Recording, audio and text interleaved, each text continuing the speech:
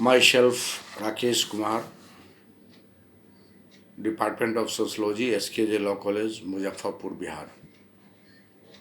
Good morning, all of you, all students of Pre-Law Part 1. Today, we will discuss on divorce. Especially in divorce, we will discuss divorce among Hindu community on constitutional point of view. So, the topic of today is divorce. My dear students, all of we are knowing that Hindu marriage is a permanent bond which cannot be break by any husband and wife.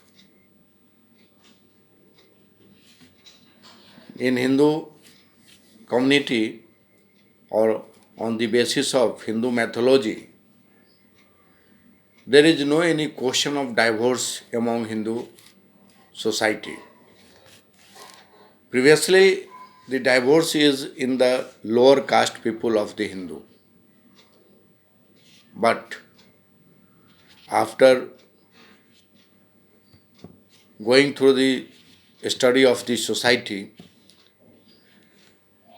all the sociologists found, all the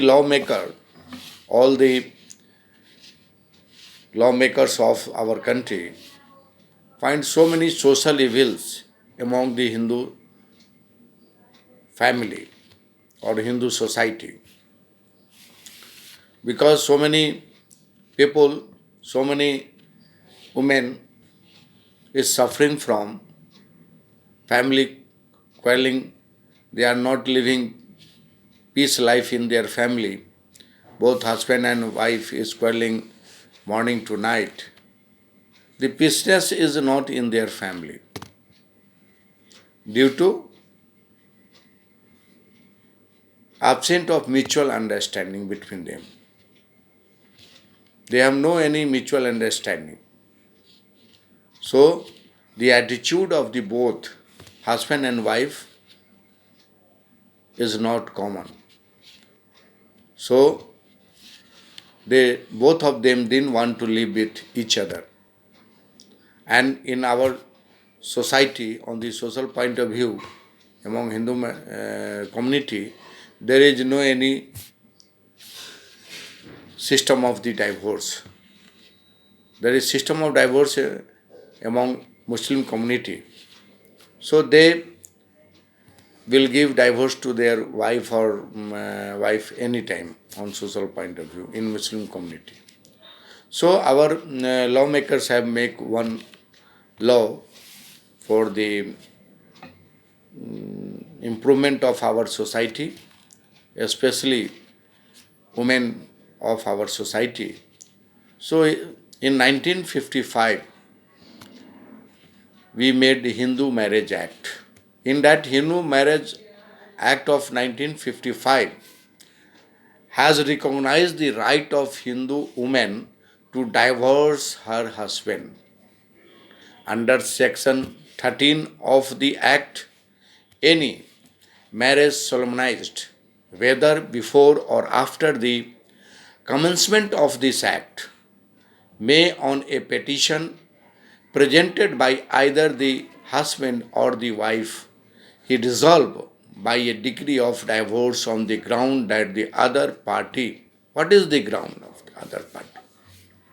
Is living in adultery or has ceased to be a Hindu by conversion to another religion or has been incurably of unsound mind for a continuous period of not less than 3 years immediately preceding the presentation of the petition or has for a period of not less than 3 years immediately preceding the presentation of the petition been suffering from a virulent and incurable form of the leprosy or has for a period of not less than 3 years immediately preceding the presentation of the petition been suffering from venerable disease incommunicable form or has renounced the world by entering any religious order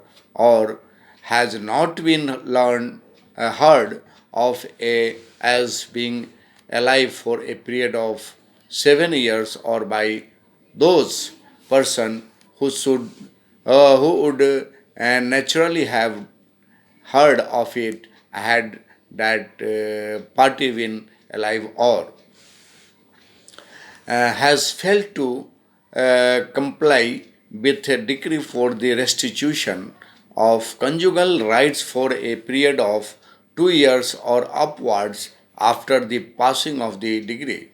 A wife, besides the above grounds, may present a petition for the dissolution of her marriage on the ground. In the case of any marriage solemnized before the commencement of this act, that the husband had married again before such commencement, or that any other wife of the husband married before such commencement was alive at the time of the solemnization of the marriage of the petitioner, provided that in either case the other wife is alive at the time of the presentation of petition, or that the husband has since the solemnization of the marriage been guilty of rape, sodomy, or as bestiality. A petition for divorce cannot be presented before a period of 3 years of the marriage. The Act also provides for judicial separation on the ground that the other party has deserted the petitioner for a continuous period of not less than 2 years immediately preceding the presentation of petition, or has treated the petitioner with such cruelty as to cause a reasonable apprehension in the mind of the petitioner that it will be harmful or injurious for the petitioner to live with the other party, has for a period of not less than one academic year immediately preceding the presentation of petition been suffering from a virulent form of leprosy, or has for a period of not less than 3 years immediately preceding the presentation of the petition been suffering from venerable disease in communicable form, the disease not having been contracted from the petitioner, or has been continuously of unsound mind for a period of not less than 2 years immediately preceding the presentation of the petition, or has after the solemnization of the marriage had sexual intercourse with any persons other than his or her spouse. These are the Hindu Marriage Act 1955. In that there is so many provision regarding the divorce system. मेरे कहने का मतलब ये है कि यह जो हिंदू विवाह अधिनियम 1955 जो बना है, उसके अंतर्गत कोई भी हिंदू स्त्री डाइवोर्स ले सकती है। इसका प्रावधान ज़्यादा किया गया है हमारे कॉन्स्टिट्यूशन के अंतर्गत। और इसके अंतर्गत अगर कोई पराय स्त्री से संबंध रखता है और दूसरा पक्ष पर व्यक्ति गमन की स्थिति में रहता है, दूसरा पक्ष धर्म परिवर्तन करने के बाद हिंदू न रह गया हो, दूसरा पक्ष प्रार्थना पत्र देने के 3 वर्ष पूर्व विषाक्त कुष्ठ जिसका उपचार न हो सके, जो संभव नहीं है, उससे अगर पीड़ित है तो उस हालात में भी जो पीड़ित पक्ष है वो तलाक ले सकता है। कोई यौन रोग से पीड़ित है तो उस अवस्था में पीड़ित पक्ष जो है वो तलाक ले सकता है। कोई 3 साल से जिनकी मानसिक हालात ठीक नहीं है, वो पागलपन की स्थिति में आ गया है, विचलित व्यवहार करता है, तो उस स्थिति में ले सकता है। अगर किसी पक्ष के द्वारा कोई संन्यास ले लिया है तो उस स्थिति में भी तलाक लिया जा सकता है। अगर किसी व्यक्ति विशेष से यह मालूम हुआ है या उनके सगे संबंधियों से यह मालूम हुआ है कि अब वह इस धरती पर नहीं है, संसार परित्याग कर दिया है, उस हालात में जो उसकी पत्नी है वह तलाक ले सकती है। अगर 3 साल से वैवाहिक जीवन की क्षतिपूर्ति न कर रहा है या 2 साल से कोई शारीरिक सहवास की स्थिति नहीं बनी है, वैवाहिक जीवन नहीं गुजार रहा है, तो ऐसी हालात में भी तलाक लेने का प्रावधान किया गया है। अगर कोई व्यक्ति किसी को जड़ता की स्थिति में रखता है, मारता पीटता है, अत्याचार करता है, तो ऐसी स्थिति में भी तलाक ले सकता है। न्यायिक पृथक्करण के बाद भी अगर उसके दिमाग में यह बात बनी रहती है कि अगर मैं उसके साथ जाकर रहूँगी तो वह हमारा जीवन सुरक्षित नहीं होगा, यह डर या भय बना रहता है, तो उस हालात में भी तलाक जुडिशियल सेपरेशन की स्थिति में वह तलाक लेने की बात कर सकती है। न्यायालय में कोशिश यह की गई है कि दोनों पक्ष आजीवन वैवाहिक बंधन में बंधे रहें, इसकी पूर्ण कोशिश की जाती है। अगर इस कोशिश में सफल न होता है कोई कोर्ट, तो ऐसे हालात में पूरी सुनवाई के बाद तलाक दे दी जाती है। ऐसे यह जो मैंने जो बताया है यह तलाक लेने का एक तरीका है, जिसमें सेक्शन 13 आर्टिकल 13 सेक्शन 10 इन सब में जो है दोनों पक्ष को जो है तलाक लेने की छूट जो दी गई है, जिसकी चर्चा मैंने किया है। और इसमें यह भी ध्यान देना है, वी हैव टू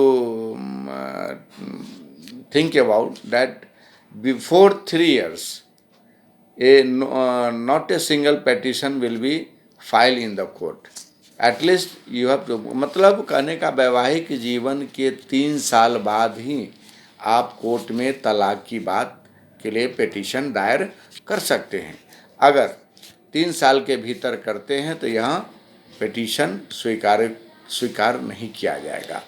और जब कोई पति, हाँ ऐसा भी एक पत्नी के रहते कोई दूसरा शादी कर लिया है पति, तो ऐसी स्थिति में भी आप तलाक ले सकते हैं, ऐसा मानना है।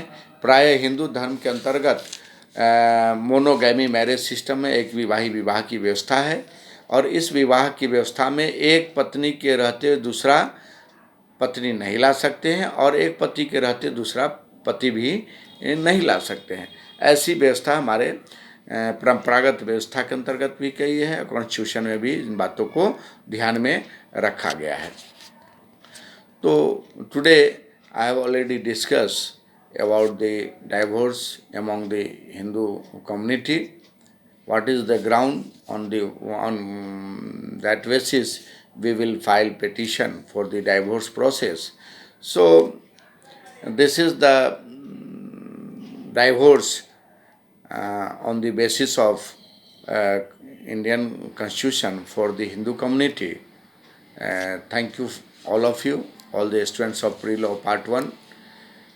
If you have any type of problem regarding this chapter, you ask me anytime with the help of your electronics device, and I will answer your question.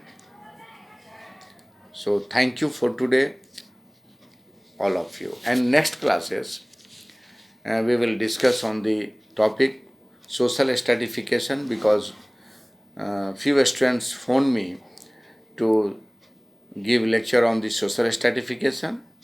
Then after I will continue social stratification. Thank you for today.